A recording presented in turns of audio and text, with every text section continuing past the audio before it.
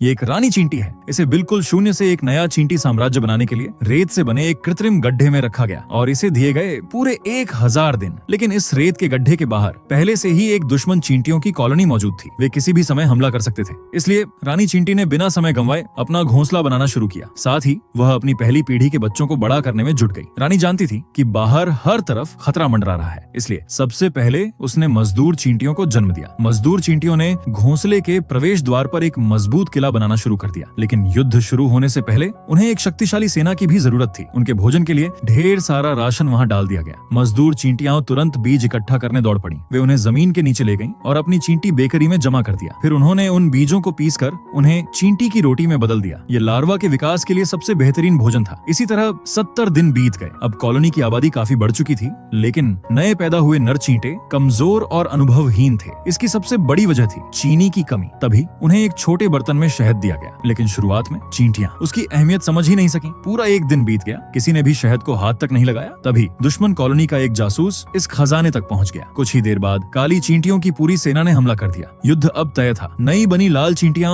उनका मुकाबला नहीं कर पा रही थी। ये पूरी तरह एक तरफा नरसंहार था। ये भयानक दृश्य देखकर काली चींटियों को वहां से भगा दिया गया। इस युद्ध के बाद लाल चींटियों को भारी नुकसान उठाना पड़ा, लेकिन जिंदगी कभी रुकती नहीं। वे बुरी तरह कमजोर हो चुकी थीं। फिर भी जीवित रहने के लिए उन्हें शहद की जरूरत थी। इस बार उन्होंने अपनी गलती से सीख लिया। वे बहुत सावधानी से शहद का पोषण लेने लगी। खाने के बाद उन्होंने शहद को पत्थरों और मिट्टी से ढक दिया, क्योंकि शहद की रक्षा करना रानी की रक्षा करने के बराबर था। जब तक रानी जीवित रहेगी, तब तक इस साम्राज्य की उम्मीद भी जीवित रहेगी। देखते ही देखते 600वां दिन आ गया। अब चींटियों की सेना पहले से कहीं ज्यादा मजबूत हो चुकी थी। उनकी युद्ध क्षमता को परखने का समय आ गया था। उनके सामने छोड़ी गई 100 फ्रूट फ्लाई। वे छोटी थी, लेकिन बेहद तेज और फुर्तीली। उन्हें पकड़ने और उनका शिकार करने के दौरान चींटियों ने धीरे धीरे लड़ाई की नई नई रणनीतियां सीख ली। इसके बाद उन्हें एक और साल का समय दिया गया। अब उनका साम्राज्य पहले से कहीं ज्यादा शक्तिशाली बन चुका था। लेकिन रेत के गड्ढे के बाहर रहने वाली जंगली चींटियां भी हमले के लिए पूरी तरह तैयार थीं। ज्यादा समय नहीं बीता और भयंकर युद्ध शुरू हो गया। दुश्मन तेजी से घोंसले के अंदर बने कक्षों तक पहुंच गए। उनकी लड़ने की ताकत हैरान कर देने वाली थी। रानी की सुरक्षा खतरे में पड़ गई। सैनिक किसी तरह रानी को लेकर घोंसले के सबसे गहरे हिस्से तक पहुंच गए। रानी की रक्षा करने और पीछे हटने का रास्ता सुरक्षित रखने के लिए जो सैनिक पीछे रह गए, उन्होंने अपने प्राणों की आहुति दे दी। लेकिन